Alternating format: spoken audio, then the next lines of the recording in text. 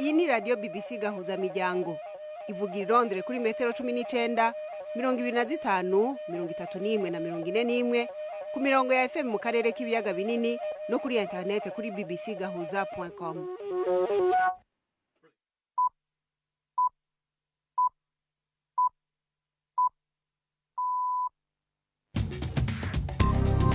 Ubu ni isaha 10 n'igice ku isaha mpuzamakungu ya GMT, isaha 12 n'igice mu Rwanda no mu Burundi, muri kumwe na Florentine Kwizera. Ndabaramukije kandi ndabahaye ikaze mwese abakunzi ba BBC Gahuzamiryango. Turi ku munsi wa kane itariki 5 z'ukwezi kwa mbere muri 2023. Izi ni zimwe mu ngingo zigize ikiganiro cacu. Uwahoze ari umwungere wa Eklezia Katolika aherutse gushengera ku munsi wa gatandatu nyuma y'imyaka hafi 10 yarasezeye kuri ayo mabanga, yashinguwe uno munsi Vatikano. N'urubanza ngo rwitabiriwe n'abantu benshi. Byari ibihumbi n'ibihumbi hirya no hino, ugiye aho bita muri via de la reconciliation hari huzuye, ni ukuvuga ngo n'uburatamaza no mu irembo ry'umweranda Petero la Basilique Saint-Pierre. Perezida wa Kenya yemanze yuko ari we yakuye mu mabanga yiwe uwatwara urwego rujejwe amatohoza ku vyaha hejuru y'ubwinshi bw'ibiziga vyatogwa bikekwa yuko ari vy'abantu bagandagurwa n'igipolisi. Ibihugu vya Buraya bisaba gusuzuma COVID-19 abaturuka mu Bushinwa navyo bitera vyiyongera. Perezida Putin yabwiye umushikiranganje wo kwivuna abansi kubwira abari ku rugamba muri Ukraine bagatanga gahengwe ejo no ku munsi wa gatandatu. Murabyumva mu makuru yacu tubafitiye n'urunana muri iki kiganiro gihagarikiwe na Mark Niyonkuru.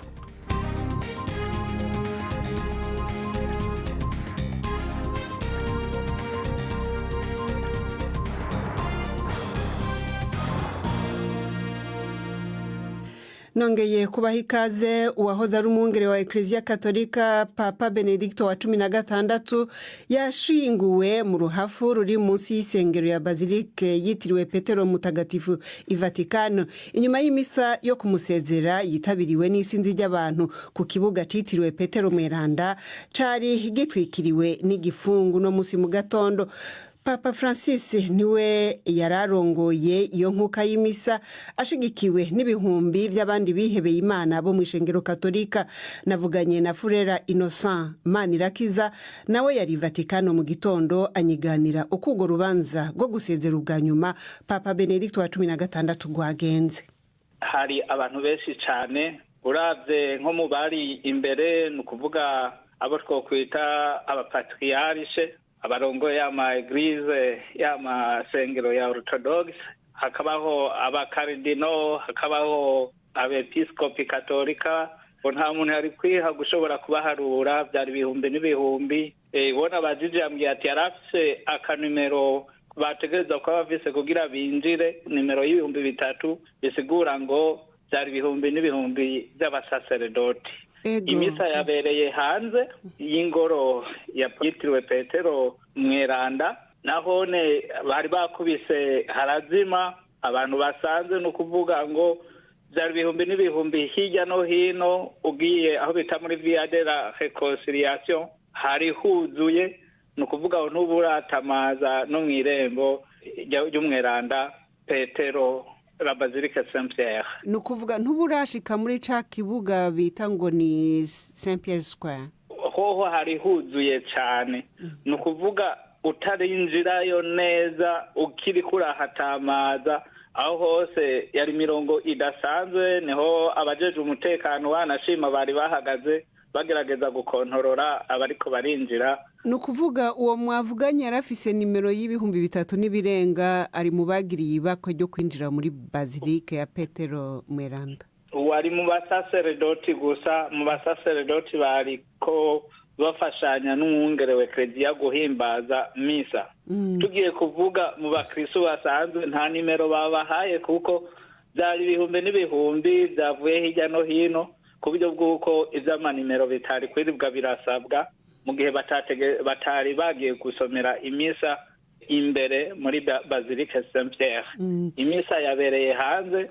Turaba ivyandikwa, harabagira bati gwara urubanza rufisemwo ubudasa n'ukundi abandi bapapa bahora bashengera bakiri ku ntebe y'umwungere wa Eklezia Katolika bigenda mwotubwira nk'ibimenyetso bikuru bikuru birimwo ubwo budasa byari biye. Ubwa tuti byari birori byari bibayabaye nka serekeye yiwe ijya sandugu yo kumusinguramwo abantu bari kwibaza ati mbega ni kubera ikitabaye nyene isandugu by'ukuri y'agaciro y'inzahabu n'ibindi, ariko yari isandugu by'ukuri ibayabaye y'imbaho abantu bose bashobora kubona bagatangara. Ikindi rero boshobora gufatira ko bakavuga bati byari bitandukanye n'ibindi by'ico gihe, uwo munsi uri mu minsi idasanzwe y'Eklezia aho dushobora kubona umupapa ashobora gusoma imisa y'uwundi mupapa yitavye Imana, ni ukuvuga muri kahise Eklezia no guhera ubu nyene ivyo ni ibintu bidasanzwe bishobora gutangaza benshi. Frera Innocent Manirakiza twaganira ari Vatikano. Umukuru w'ishengero rya Orthodoxe mu Burusiya Patriarche Kirill yateye akama bagwana guhagarika intambara muri Ukraine kuva ejo ku wa gatanu kugeza ku munsi wa gatandatu, mu gihe abakristo b'aba Orthodoxe bazoba bariko barahimbaza umunsi wabo wa Noel. Kirill asanganya ubucuti bwa hafi na Perezida Putin kandi yarigeze kuvuga yuko abapfa bari mu ntambara yo muri Ukraine bazohanagurwa ibicumuro. Ako kamo kiwe kaje mu gihe hari umuryango wishwe mu karere ka Kherson.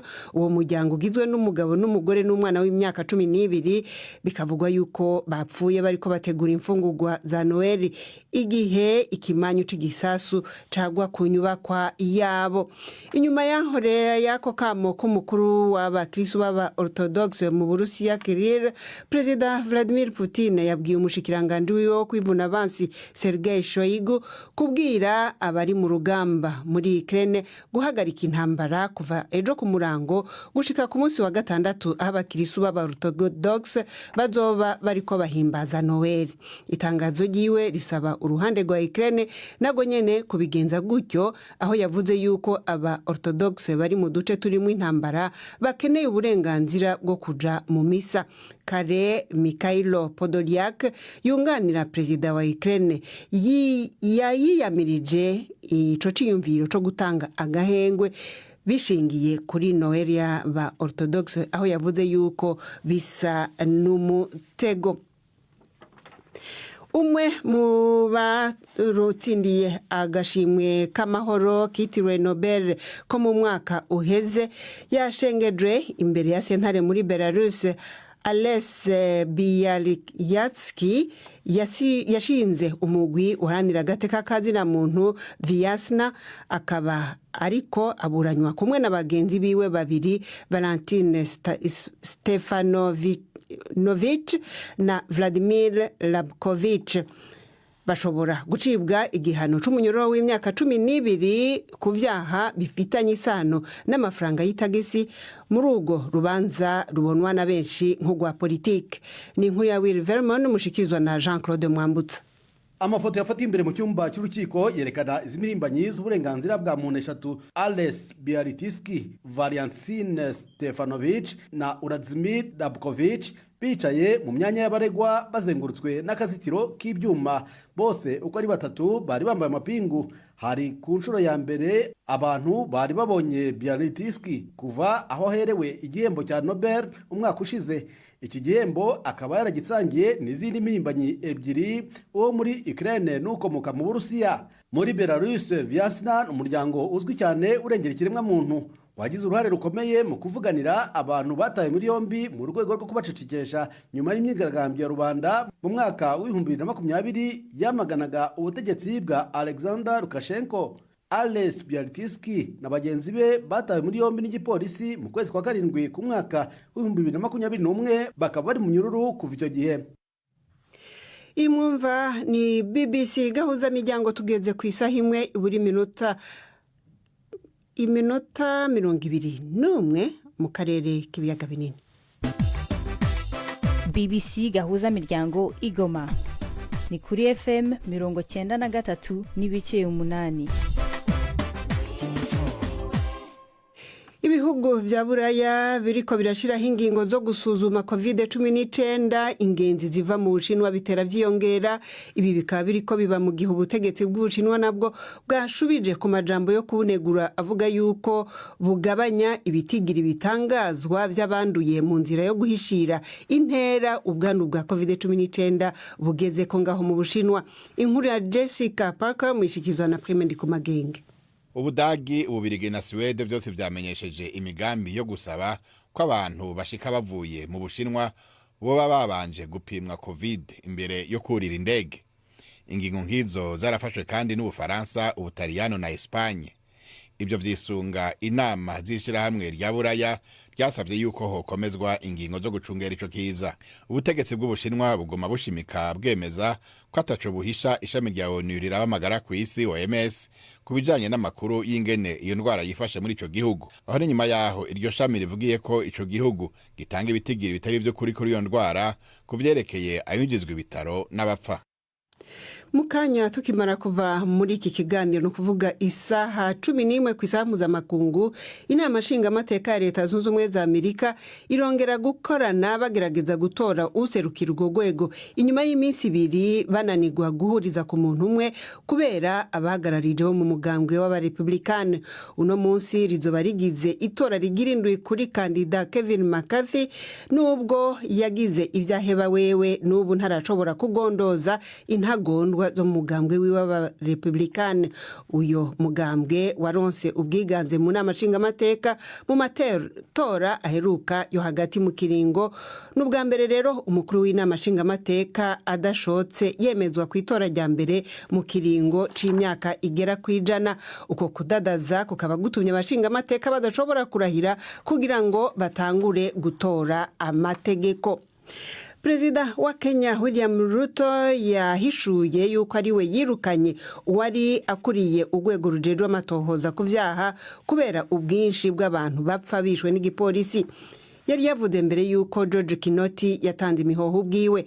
Muri uko kwemanga kwa Bwana Ruto kwatangaje abantu, yavuze yuko imivyimba y'abantu bagera ku 200 yatowe mu nzuzi no mu bisaka hirya no hino mu gihugu. Inkuru ya Will Ross mishikizwa na Victoria Uwonkunda.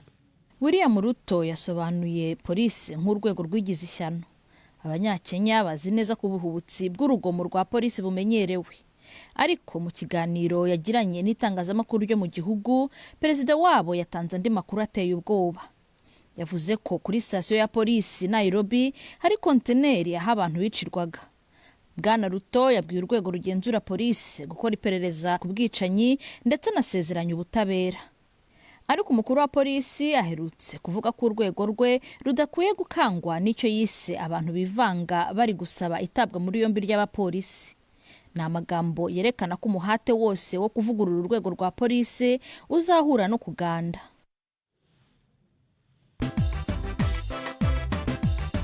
BBC Gahuzamiryango i Bukavu ni kuri FM 102.2. Mu gitabo ciwe gishasha umuganwa w'umwongereza Harry aragiriza mukuru we William aramuswa Wales ko yamukubise hasi bariko baratata aho hari muri 2019. Akaba yandika yuko ivyo atashotse abibwira umugore wiwe Meghan kugeza abimubajije kubera mubonye ko ibipfupfuri naho yakwabaguritse. Uyu Harry yitiriwe intara ya Sussex aravuga kandi yuko muri 2005 umuganwa William nuwa vuye aba umutambukanyi wiwe bigeze kumuhimiriza muri 2005 ngo agende mu birori yambaye nk'umusirikare w'umunazi mu bari mu rwego rwarungitswe muri Africa Corps hari mu ntambara ya kabiri y'isi. Abategetsi bo ku Kirimba bahakanye kugira ico bavuze kuri aya majambo. Ubu naho abakunzi burunana n'umwanya wanyu.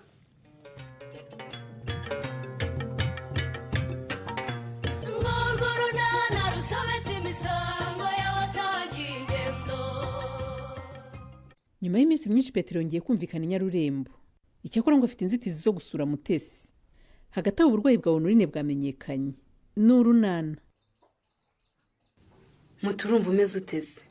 Ndumva birimo koroha gake. Ubabare buri kugabanuka se? si cyane ariko nanone ntabwo meze nk'uko nari meze ejo. nyamara abaganga mu batinye bakora ibyo bazi, ibaze kuvurwa no kunywa amazi gusara. Nanjye byanangaje Beni ukuntu umuntu anywa amazi gusa agakira ububare bwo mu nda. ahubwo se mwe naguhaye yagejeje ko ntayabona. Nayanyweye nayamaze. Yose wayamaze? Cyane da, harayibona se hano ku meza. Ntiwumva arata. Kora aha rero. Kora aha rwose ubwo wubahirije inama muganga yakugiriye. Umuganga se yakugira inama ukayisuzugura kandi ari izagukiza Beni? Reka ibyo bikora abana mute. Ahubwo nyereka ijage wayishyize njye gushyira amanduza kunywa ikigoroba. Andi Beni, reka rero namwe yarahagije nzongera kunywa ndejo. Kandi muganga yarakubwiye ngo unywe amazi menshi ashoboka. Reka mere kuri make make uko iminsi ijana nzagenda nongera ingano yayo nywa Beni. Nabyo nta kibazo da. Uyu munsi ubwo wanyweye kariya kajage kamwe, ejo uzanywa kamwe n'igice. Nta kibazo rwose, nzajya kumara icyumweru ngeze kuri 3. Kamero njye kukoza. Mute, kutambwira akajage kari ngo nkoze. Ariko se wakiyore sinza kukiyogereza. Uroza ibintu gute se kandi urwaye kame nkoze.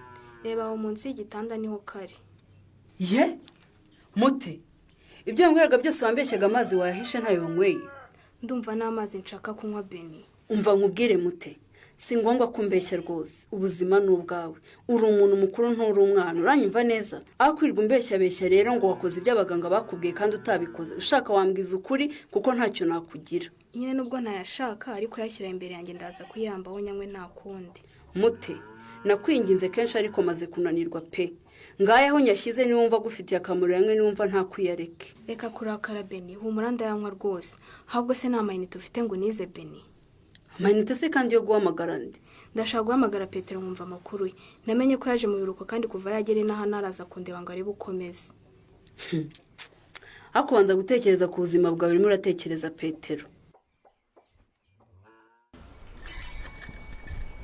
Ese burya niwe wamvugirizaga inzogera firi? Ni njyewe da. Numvaga ari umunyonzi ushaka kuntwara kandi nta gahunda nari mfite yo gutega igare. Urera rero tugende dore ubonye umunyonzi w'ubuntu. Oya ndimo kwikorera ka siporo firi. Kandi ubundi se ko twageze mu gasantere. Ntabwo ugiye ku kazi se?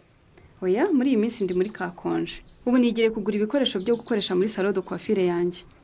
Sinari mbizi nari ngize ngo wakererewe ngo ngusimbukane. Ese nawe simbona ugiye kujya muri butike yawe firi? Wari kunjyana gute kandi ugiye mu kazi? Nkakareka cyangwa nkaza ugakora ngarutse. Undi se ugukorera budensi yana utabona akamaro kanjye. Kwe komana yanjye. Oya ntabwo ari ugukorera budensi yana firi. Nawe wikorera ntugakabye. Byihoreshanye, oya ntabyo uzi rwose. Nako abantu mutarashaka abagabo n'abagore mushatse mwaba mubiretse kuko biba mu ngo rwose n'ibindi bindi. Si mu ngo gusa rega, n'ahantu hose haba kutumvikana no kudahuza ku bintu bimwe na bimwe. Ikiba cyiza rero ni ukwicara hasi mukabicoca mukareba igikwiriye pe. Cyakora kukugira hafi yanjye ntako bisa pe. Byibuza kuba tuganire muri iki gitondo ni igihamya ko rwose nirirwa neza. Umva kandi uratangiye. Hanyuma se kuba tuvuganye ngo haye cy'abandi bataguhaye mwabonanye imbere yanjye. Ubusiyo nama yo kwicara tugacoca ibibazo budense nayo yayimpaye. Si ukubyuka tukigendera nta n'ubwiye undi ati mwirirweho. Kiza amahirwe rwose turanahuye numvaga ngiye kuguhamagara. Hari icyo washaka kumbwira se? Burya se ninjoro hari icyo wigeze umbwira. Rwose wancitse kenyege kandi numvaga ngushaka pe. Ariko se ushaka ute kandi ufite umugore firi? Ariko se sinabikubwiye ko twabaye bashiki n'abasaza. Na n'ubu nta kirahinduka kandi urabizi ko na mbere kose twajyaga twigirira ibihe byiza. Anye, reka dusubukure ibihe byacu bya kera sha. Firi, ndakumva. Simpakana ko tutakundanye, ariko biriya byararangiye. Wahisemo umugore ukunze. Murabana, murabyarana, reka rero nanjye ntegereza amahirwe yanjye. None se urenda gutegereza kubera iki kandi harayizanye? Amahirwe yose si amahirwe. Oya ntabwo ndi umukobwa uciriritse cyane ku buryo nahari ko rwose mbizi. Genda ukemure ibibazo ufitanye n'umugore wawe, nanjye ntegereje umugabo Imana izampa Firi.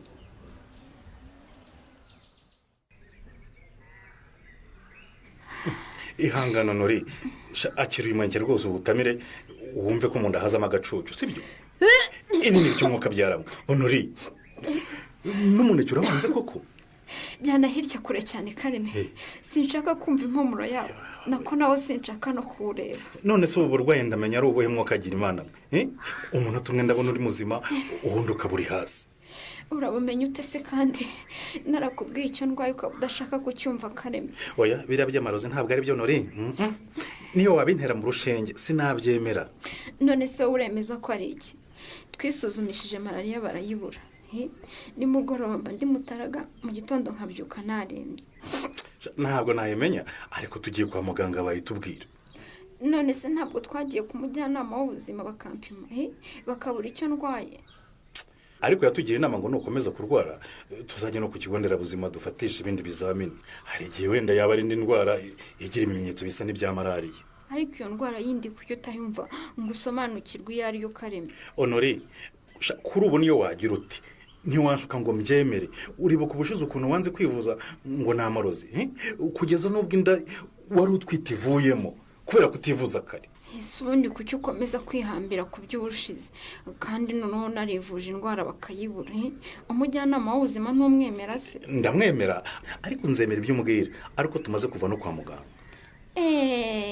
Ariko bamaze kuntera urushinge ngahita mpfa. Ariko bamaze gukora ibizamini bitandukanye nk'uko nonsi yatubwiye nabo bakabura indwara. Agaha kari ku wundi karahandura ikasha.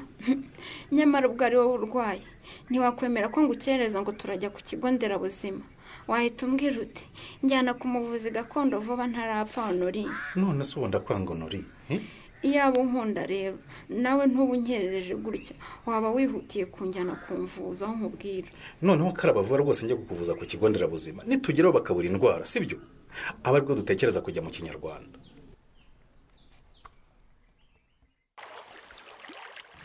Ariko ndabona bigenda mwana.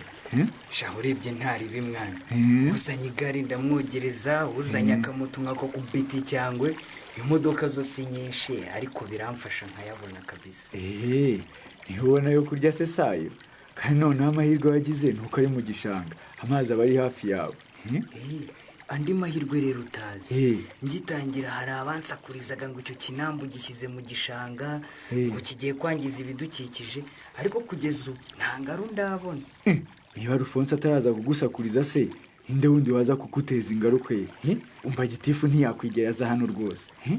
Nta wundi uzaza. Ngize Imana rero ntibahambuza nahakura rero udufaranga ntukine ugira ngo sinjya ntabyibuze natanye gitanu cyanjye. Rahira ibaze kandi ari bwo gitangira mwana abantu batarahamira. Ahubwo ejo bundi uzabucyura nka 7 cyangwa 8 mwana ku munsi. Nta wamenya nuko tu business duto dutangira buke buke. Ejo bundi nkabakizemo umukozi nanjye bagatangira kunyita boss. Ugasanga sha uri gukoresha twebwe ngo twize za kaminuza. Ariko uranyibukije Pete. Waje tuguma ku byo ku kinamba cyanjye nibagirwa kukubaza amakuru yawe. Muri kaminuza biracamo. Cyangwa urebye ntibyoroshye gusubira kwiga n'utubazo nari mvuyemo. Ariko ndagenda ngerageza gake rero. Humura manu uzabishobora Pete. Rega buryo uri n'umuhanga. Nutongera kwishingira haryo kwirira ibinyoni uzabishyikira rwose. Mutesi we ntazanapfa vuba da. Nanjye kukubwira ngo ese sha ibyo byira hana bijyamo nteko sheri wanjye yahuye n'akaga none dora yisamamagara wagira ngo yanyumvaga. Reka numva icyo ambwira. Allo? Pete uraho? Uraho neza mute amakuru y'iminsi se? Oya kugarukaho naragarutse uko ndi mu biruhuko. Yewe no kugusura rwose narabitekereje ariko ubushobozi bukomeza kwanga. Ubushobozi bwarakwangiranirwa kunsura nanirwa kuma Imana ya Noheli uramanitse amamagara urana message yo kunyifuriza Noheli nziza Pete. Ibyo byose umbwira biragoye rwose mute. Kuko urebye rwose papa yarandakariye nta kintu na kimwe kimfasha uretse kunyishyura amafaranga y'ishuri n'ibikoresho bimwe na bimwe by'ingenzi. Oya sinzi ko navuga ngo sinzaza ariko nanone rwose gukuza mu maso nta kintu nkuzaniye ndumva nge byantera isoni pe.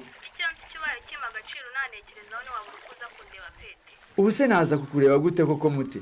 Kubizi inkwavu zanjye zose nazigurishije igihe wari urwaye. Nako si n'inkwavu gusa da n'igare ryanjye nararitanze. Ubu rwose nta kintu na kimwe nsigaye cyavaho amafaranga. Erega yuko icyambere ari umuntu kurusha ibintu Pete. Niyo wazana na bumuzaniye byanshimisha kubona kurusha kubona ibyo wanguriye.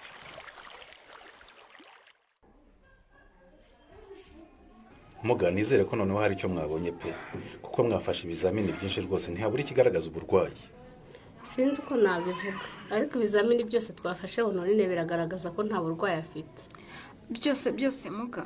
Reka nze ndebe iki cyane mutanze. Oya nimugerageze muga rwose nimurebereye ahantu hose mu byuma nimushake mu mubwira atange n'andi maraso rwose ariko iyo ndwara yigaragare. Baragerageza iki se kumva ngo ibyuma byabo byose babirebesheje bagasanga ndi muzima? None se nawe wabyemeye kuri muzima koko? Naba muzima se nkaba naje hano kwa muganga gukora iki Kareme? Nuko rero itonde barebe neza rwose ahantu hose bashishoze tumenye icyo urwaye, sibyo? Ubu se we ntubyiboneye ibyo maze iminsi nkubwira? Ubwo nyine wowe uhise wemeza ko warozwe. Ni njyewe ubyemeje gusa se abaganga ntibabihamije. Muganga Devota aravuze ngo wararozwe. Avuze ko bashatse icyo ndwaye barakibura, kandi nawe urabizi ko uburozi ariyo ndwara yonyine itagigaragara kwa muganga. Njyewe na n'ubu sindemera ko warozwe Nori, kuko uruvuga ngo ni mama ukuroga, kandi mama ntaroga rwose, namutangira ubuhamya. None se we ntiwivugiye ko nituza kwa muganga babona nta ndwara bambonyemo uzahita wemera tukajya kwivuza mu Kinyarwanda? Ubu se mu bapfumu niho wizeye kurusha hano ku baganga babyigiye?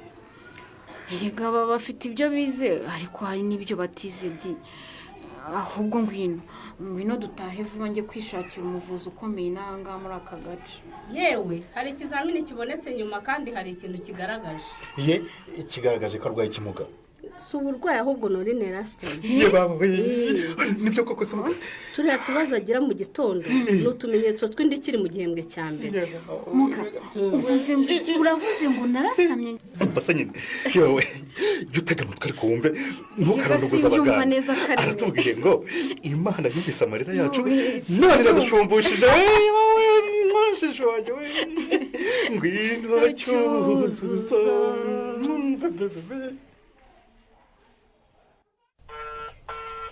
Yes, Agnes, how are you? I'm fine. Konsetse bimeze biteze. Ntabwo nzi Icyongereza. Oya, nuko bintunguye pe. Sinaherukaga guhamagara umuntu ngo nsubize mu Cyongereza. Byashoboka. Abantu twibera mu giturage ntabwo dukunze gukoresha indimi z'amahanga kenshi. Yego pe. Ndabizi. Amakuru se mumeze mute? Turashima Imana. Dore mba mbona wanyiciyeho nka gushotora nka kwandikira ama message. Brese nukunshotora ra? Cyane. Sinirwa nkwifuriza za Noheli nziza n'umwaka mwiza. Ntazi nimbona nabikeneye. Nta muntu udakenera kubona umwifuriza umwaka mwiza cyangwa Noheli nziza. By'umwihariko message mwanyandikiye uyu munsi yo rwose yari nziza cyane. Yari itandukanye gute n'izindi usanzwe wakira? Yari irimo amagambo meza ubona umuntu wese yakwifuriza kubwirwa n'umwitaho. Ndetse nabanje kugira ngo rwose si yanjye titire. Nibyo. Nakubeshya se? Yego turaziranye. Ariko amagambo yararimo rwose njye sinumvaga ko wayabwira umuntu nkanjye. Waje kubyemezwa n'iki se kwitayobye nko wabanje kubitekereza? Bon, hari harimo izina ryanjye tambona ko nyine nta gushidikanya ubwitayobye n'iyanjye. Niko kuvuga rero ntiyireka muhamagare mushimire ubutumwa bwiza yanyoherereje. Nanjye ndishimye cyane. Nayanditse mfite ubwoba nkeka ko byongera kuba nk'uko byagenze kuri Noheli ntunansubize. Ariko rero titirere nawe ugira inzika. Ibyo ntitwavuze ko birangirana na 2022. None se ko naguciye amande yo kunsohokana ukangurira agakawa warabikoze? Nta kibazo reka mbitegure nzakubwira. None se ko ngenze gutegura ibintu vuba wagushyiramo ideni? Ukanshyiramo ideni gute se kandi titire? Nka gutumira tugasangira agakawa cyangwa agacupa bitewe n'icyuma noneho nawe ukazaba unyishyura wamaze kubishyira ku murongo neza. Bitegure vuba mite ngo tumira uraza se. Anyesi ko aryumye hose ubutumire bwa titirera bwakiriye ate. Naho mu kiganiro Urunana cy'ubutaha. Ikinamico Urunana mwitegurirwa n'umuryango Urunana Development Communication mukayikurikira kuri radio BBC kuwa 2 no kuwa 4 saa 12:45 z'umugoroba. Ikinamico Urunana kandi mwayikurikira kuri YouTube. Kuyigeraho andika ijambo Ikinamico Urunana Official maze utange n'ibitekerezo. Uramutse ufite ikibazo cyangwa igitekerezo kandi wifuza kutugezaho watwohereza ubutumwa bugufi bwanditse kuri telefone igendanwa 0783 18 10 64. Mushobora kandi kunyuza ubutumwa kuri page yacu ya Facebook. Kwigeraho no kwandika ijambo Urunana. Tubibutse ko tubagezaho ikiganiro gikuyemo ibice by'Urunana twumvise mu cyumweru. Icyo kiganiro tukibagezaho ku cyumweru saa 9:30 za mu gitondo na saa 11 z'umugoroba kuri BBC. Dusubikiye ikiganiro Urunana cy'uyu munsi naho butaha. turashimiye natwe abo mu runana bashora ikiganiro cacu cyo kuri uyu wa kane tukirangize tubabwira yuko uno munsi ariho habaye ibirori canke urubanza rwo gushingura uwahoze ari umwungere wa Eklezia Katolika Papa Benedicto wa 16 i Vatikano. Kino kiganiro cari gihagarikiwe na Mark Niyonkuru mw'ijwi mwariko mumva Florentine Kwizera. Turabashimiye mwese abahisemwo BBC Gahuzamiryango. Thank you.